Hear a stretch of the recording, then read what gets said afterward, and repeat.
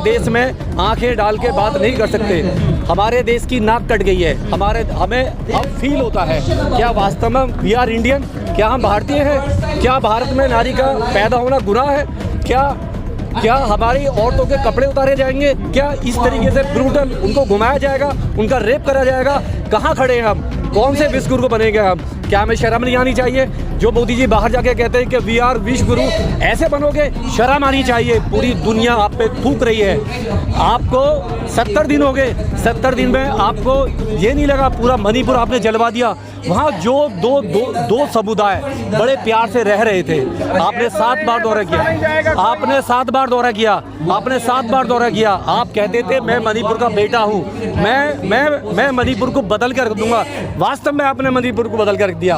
आज मणिपुर को पूरी दुनिया जानना है कि आपकी वजह से मणिपुर में क्या हुआ है। आपने क्या किया है? 70 दिन मणिपुर जलता रहा और आपके सीएम को पता नहीं, आपके होम मिनिस्टर को पता नहीं, आपको पता नहीं।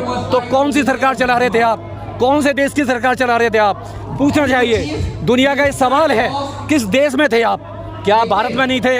बहुत दुख है मुझे, दोषियों को बख्शा नहीं जाएगा। कौन से दोषियों को? जब 70 दिन के बाद में एक वीडियो रिलीज होता है तब आपको शर्म आती है? क्या एक्शन लिया आपने? क्या वहाँ का सीएम आज है? सीएम तो पॉजिटिव है ना, बाकी सारी मशीनरी है। आपने सस्पेंड करा? क्या सीएम पे केस करा? क्या वो जज पे केस करा? सबसे बड़ा जो अपराधी है वहाँ का जज है, जिसने वो एक वहाँ पे लॉ पास किया था, जो एक्ट में जो बदलाव किया। संविधान के अनुच्छेद 341, 342 में जो एसटी का रिजर्वेशन है उसे कोई छेड़ नहीं सकता, चाहे सुप्रीम कोर्ट का जज हो, चाहे हाई कोर्ट का जज हो, चाहे लोअर कोर्ट का जज हो। 341, 342 जो अनुच्छेद है उसे कोई नहीं छेड़ सकता। वो अधिकार संवैधानिक है, उसको केवल आप पार्लियामेंट में चेंज कर सकते हो। और उसने क्या किया जज ने, जो मनुवादी जज है, तो उसने रात का जिम्मेदार जज है और उस पर एफआईआर होनी चाहिए। आज मणिपुर जो जल रहा है, पहला स्टेप जो वो मनुवादी जज है, उस जज की वजह से उसने स्टेट की भी तो जिम्मेदारी थी ना कि उस हिंसा को कंट्रोल करे। स्टेट ने उस जज के फरमान को नेक्स्ट डे ही लागू कर दिया। जब लागू कर दिया और जब आप एक जो 50 साल से 60 साल से एक ठीक से वहाँ पे 2 समुदाय रह रहे थे, उन्हें अपना हिस्सा मिल रहा था, आपने उस हिस्से को ख़त्म कर दिया। और वो उससे आप जब मतलब किसी दूसरे को दोगे तो उनको तो दर्द होगा, वो परेशान होंगे ना। जब परेशान होंगे, उन्होंने उसका विरोध किया, आपने उनको मार दिया। तो आपने तो प्रियलबेलिंग कह दिया। पूरा प्लान से किया हुआ है ये, पूरा प्लान से। उस जज पे तो एफआईआर होनी चाहिए।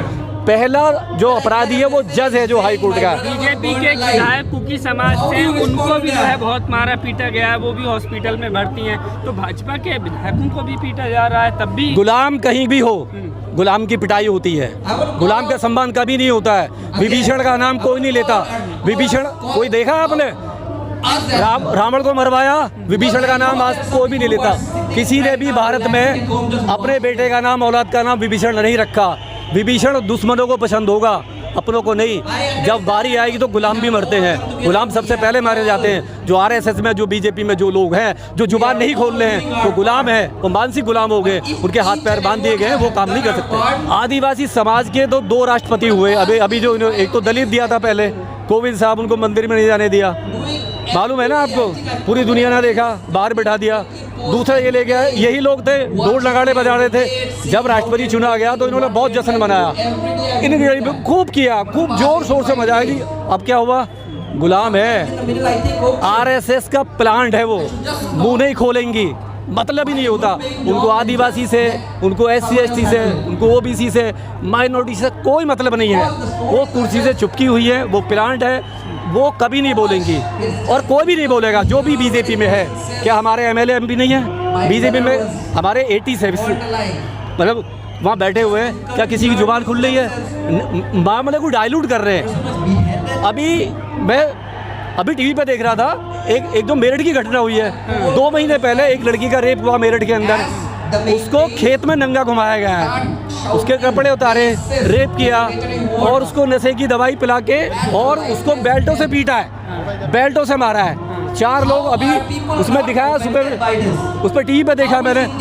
तो 2 महीने की घटना है पुरानी, और सरकार को कल मालूम चला है जब वीडियो रिलीज हुआ उसका भी। शर्म की बात है। ये जहाँ डबल इंजन सरकार है ना इनकी, लेडीज़ों पे, OBC पे, माइनॉरिटी पे, दलितों पे ब्रूटल तरीके से अच्छे दिनों का वादा किया गया था। हाँ, बहुत कैसे दिन आ गए? बुरे दिन ला दो। रिक्वेस्ट है मोदी जी, वापस बुरे दिन दे दीजिए। अगर आप में हिम्मत है तो हमारे पुराने बुरे दिन दे दीजिए।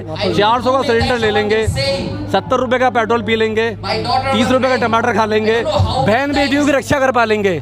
वास्तव में बुरे दिन चाहिए हमें, अच्छे दिन बिल्कुल नहीं चाहिए। जिस देश में नारी को पूजा जाता हो वो नारी इंसाफ मांग रही है मोदी जी से। भाई बाप है ना, लोकतंत्र डेमोक्रेसी है, इनका तो राइट बनता है। कहते हैं ना बेटी बचाओ बेटी पढ़ाओ, किससे बचाओ बेटी को? नारा गलत हो गया। अब ये नारे का मतलब ही बदल गया। बेटी तो पढ़ाओ लेकिन बेटी बचा के दिखाओ हमारे नेताओं से, इसका मतलब ही ये रह गया।